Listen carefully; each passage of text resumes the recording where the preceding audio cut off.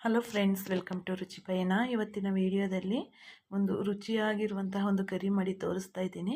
Gravy ಅಂತಲೂ ಹೇಳ್ಬೋದು. ಈ ಮೂರು ಪದಾರ್ಥ ಇದ್ದರೆ ಸಾಕು, ತುಂಬ ರುಚಿಯಾಗಿರುವಂತಹ ಗ್ರೇವಿ, ಆರೋಗ್ಯಕರವಾದ ಹಾಗೂ ಬೆರಳು ಚೀಪುವಷ್ಟು ರುಚಿ ಇದರಲ್ಲಿ ನಾವು ನೋಡಬಹುದು.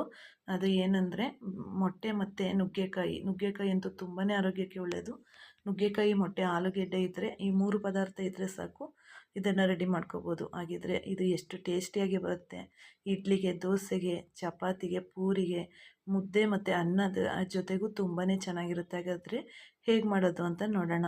ಒಂದು ಬಾಣಲೆ ಇಟ್ಕೊಂಡಿದ್ದೀನಿ. ಅದಕ್ಕೆ ಸ್ವಲ್ಪ ಆಯಿಲ್ ಹಾಕ್ಕೊಂಡು ಒಂದು 3 ಮೀಡಿಯಮ್ ಗಾತ್ರದ ಈರುಳ್ಳಿಯನ್ನು ಕಟ್ ಮಾಡಿ ಹಾಕ್ಕೊಂಡು ಅದನ್ನು ಚೆನ್ನಾಗಿ ಫ್ರೈ ಮಾಡ್ಕೊಳ್ಳೋಣ. ಚೆನ್ನಾಗಿ ಫ್ರೈ ಆದ ನಂತರ ಒಂದು 2 ಗಡ್ಡೆ ಬೆಳ್ಳುಳ್ಳಿ, ಒಂದು ಅರ್ಧ ಇಂಚು ಶುಂಠಿ, ನಾವು ಬೆಳ್ಳುಳ್ಳಿ ಹಾಕುವಷ್ಟು 1/4 ಭಾಗ ಶುಂಠಿಯನ್ನು ಹಾಕ್ಕೋಬೇಕು. ಮತ್ತು 2 ಟೊಮೊಟೊ, ಸ್ವಲ್ಪ ಕೊತ್ತಂಬರಿ ಸೊಪ್ಪು, ಇದನ್ನು ಹಾಕ್ಕೊಂಡು ಚೆನ್ನಾಗಿ ಫ್ರೈ ಮಾಡ್ಕೋಬೇಕು. ಈರುಳ್ಳಿ ಕಲರ್ ಚೇಂಜ್ ಆಗಿ ಒಂದು ಹಸಿ ವಾಸನೆ ಹೋಗೋವರೆಗೂ ಈ ಮಸಾಲೆ ಎಲ್ಲ ಹುರ್ಕೊಳ್ಳೋದ್ರಿಂದ ನಮಗೆ ಗ್ರೇವಿ ಏನು ಮಾಡ್ತೀವಲ್ಲ ತುಂಬಾ ಟೇಸ್ಟಿಯಾಗಿ ಬರುತ್ತೆ, ತುಂಬಾ ಚೆನ್ನಾಗಿರುತ್ತೆ. ನೋಡಿ, ಈ ರೀತಿ ಚೆನ್ನಾಗಿ ಫ್ರೈ ಮಾಡ್ಕೋಬೇಕು. ಇದ್ರ ಜೊತೆಗೆ ಒಂದು ಅರ್ಧ ಹೋಳಷ್ಟು ಕಾಯಿ ತುರಿಯನ್ನು ಹಾಕ್ಕೊಂಡು ಅದನ್ನು ಫ್ರೈ ಮಾಡ್ಕೊಳ್ಳೋಣ. ಇದೆಲ್ಲ ಚೆನ್ನಾಗಿ ಫ್ರೈ ಆದ ನಂತರ ಇದಕ್ಕೆ ಮಟನ್ ಸಾಂಬಾರು ಪೌಡರನ್ನು ಹಾಕ್ಕೋಬೇಕು. ಇಲ್ಲ ಅಂತಂದರೆ ನೀವು ಚಿಲ್ಲಿ ಪೌಡರ್ ಮತ್ತು ಧನಿಯಾ ಪೌಡರನ್ನು ಯೂಸ್ ಮಾಡಿದ್ರೂ ಆಗುತ್ತೆ. ಗರಂ ಮಸಾಲೆ ಆ ಥರದ್ದು ಏನೂ ಬೇಕಾಗಿಲ್ಲ. ನಾನು ಮನೆಯಲ್ಲೇ ಮಾಡಿರುವಂತಹ ಮಟನ್ ಸಾಂಬಾರು ಪೌಡರನ್ನು 2 ಸ್ಪೂನಷ್ಟು ನಾನು ಇದಕ್ಕೆ ಹಾಕ್ಕೊಂಡು ಅದನ್ನು ಚೆನ್ನಾಗಿ ಫ್ರೈ ಮಾಡ್ಕೋತೀನಿ. ಈ ರೀತಿ ಮಾಡ್ಕೊಳ್ಳೋದ್ರಿಂದ ನಮಗೆ ಜಾಸ್ತಿ ಹೊತ್ತು ಸಾಂಬಾರನ್ನು ಅಥವಾ ಗ್ರೇವಿಯನ್ನು ಯಾವುದನ್ನೇ ಆದ್ರೂ ಜಾಸ್ತಿ ಬೇಯಿಸಬೇಕು ಅನ್ನುವಂಥದ್ದಿರಲ್ಲ. ಇದಕ್ಕೆ ಒಂದು ಅರ್ಧ ಸ್ಪೂನಷ್ಟು ಮೆಣಸು, ಕಾಳು ಮೆಣಸು, ಜೊತೆಗೆ ಒಂದು 1/4 ಸ್ಪೂನಷ್ಟು ಜೀರಿಗೆನ ಹಾಕ್ಕೊಂಡಿದ್ದೀನಿ.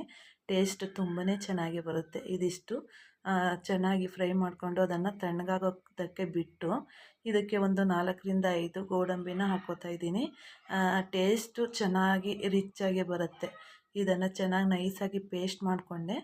ಮತ್ತು ಇನ್ನೊಂದು ಬಾಣಲೆನ ಇಟ್ಕೊಂಡು ಸ್ವಲ್ಪ ಆಯಿಲನ್ನು ಹಾಕ್ಕೊಂಡು ಒಂದು ಅರ್ಧ ಈರುಳ್ಳಿಯನ್ನು ಕಟ್ ಮಾಡಿ ಹಾಕ್ಕೋತಾ ಇದ್ದೀನಿ. ಆ ಅರ್ಧ ಈರುಳ್ಳಿ ಕಟ್ ಮಾಡಿದ್ದು ಅದು ಚೆನ್ನಾಗಿ ಫ್ರೈ ಆಗಬೇಕು. ಮತ್ತು ಒಗ್ಗರಣೆಗೆ ಮತ್ತು ಸ್ವಲ್ಪ ಅರಿಶಿಣದ ಪುಡಿಯನ್ನು ಹಾಕ್ಕೊಂಡೆ. ಇದಿಷ್ಟು ಚೆನ್ನಾಗಿ ಫ್ರೈ ಆದ ನಂತರ ನಾವು ಇದಕ್ಕೆ ಹೆಚ್ಚಿರುವಂಥ ನುಗ್ಗೆಕಾಯಿಯನ್ನು ಹಾಕ್ಕೊಂಡಿದ್ದೀನಿ.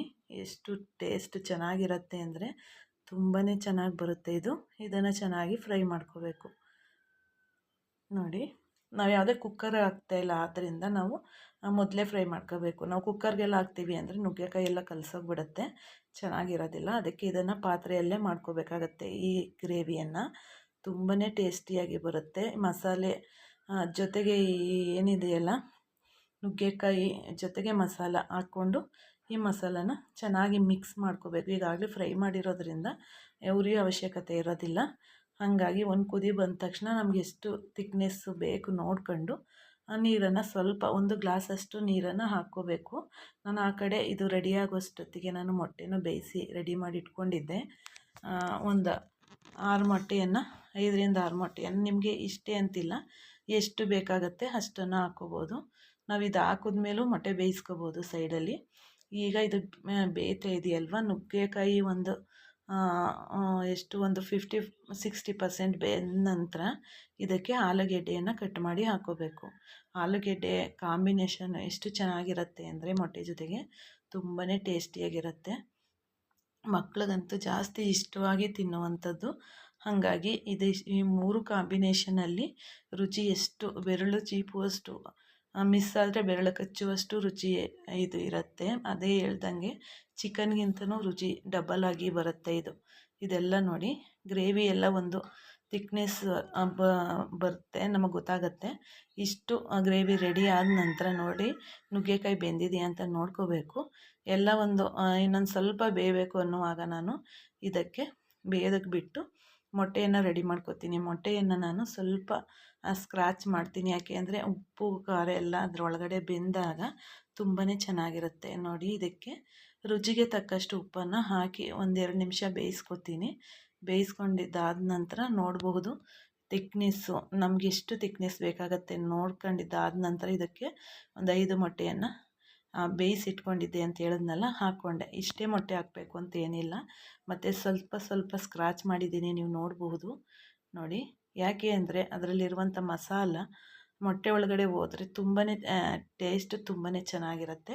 ಹಾಗಾಗಿ ಈಗ ನೋಡಿದ್ರಲ್ಲ, ನುಗ್ಗೆಕಾಯಿ ಮತ್ತು ಮೊಟ್ಟೆ ಆಲೂಗೆಡ್ಡೆ ಜೊತೆಗೆ ಗ್ರೇವಿ ತುಂಬಾ ಚೆನ್ನಾಗಿ ಬಂದಿತ್ತು. ನೀವು ಒಂದ್ಸತಿ ಟ್ರೈ ಮಾಡಿ, ಅಷ್ಟು ರುಚಿ ಬರುತ್ತೆ. ಇದು ಚಿಕನ್ ಗ್ರೇವಿಗಿಂತನೂ ತುಂಬಾ ಚೆನ್ನಾಗಿರುತ್ತೆ ಅಂತಲೇ ಹೇಳ್ಬೋದು. ಮತ್ತು ಆರೋಗ್ಯಕ್ಕೂ ತುಂಬಾ ಒಳ್ಳೆಯದು. ಆದಷ್ಟು ವಾರಕ್ಕೊಂದ್ಸತಿನಾದರೂ ನುಗ್ಗೆ ಸೊಪ್ಪನ್ನು ತಿನ್ನಬೇಕು ಅಂತ ಹೇಳ್ತಾರೆ. ಹಾಗಾಗಿ ಬರೀ ಅದೇ ರೀತಿ ಮಾಡಿಕೊಟ್ರೆ ತಿನ್ನೋದಿಲ್ಲ. ಅದಕ್ಕೋಸ್ಕರ ಮೊಟ್ಟೆ ಹಾಕಿರುವಂಥದ್ದನ್ನು ಮಕ್ಕಳಿಗೆ ಒಂದು ಲಂಚ ಅಂತಲೇ ಹೇಳ್ಬೋದು. ಮೊಟ್ಟೆ ಇದೆ ಅನ್ನೋದಕ್ಕಾದ್ರೂ ಸಾಂಬಾರನ್ನು ತಿಂತಾರೆ. ಹಾಗಾಗಿ ಅವ್ರಿಗೆ ಏನೆಲ್ಲ ಆರೋಗ್ಯಕ್ಕೆ ಸೇರಬೇಕಾದಂಥ ಅಂಶಗಳೆಲ್ಲ ಹಿಂಗೆ ಸೇರ್ಕೊಳ್ಳುತ್ತೆ. ಈ ರೀತಿ ನಾವು ಏನೇನಾದ್ರು ಹೊಸ ಐಡಿಯಾನ ಮಾಡಿ ಅವ್ರಿಗೆ ಅಡುಗೆ ಮಾಡಿ ಕೊಡ್ತಾಯಿದ್ರೆ ತುಂಬ ಚೆನ್ನಾಗಿರುತ್ತೆ ಅಂತ ಹೇಳ್ತಾ ಧನ್ಯವಾದಗಳು.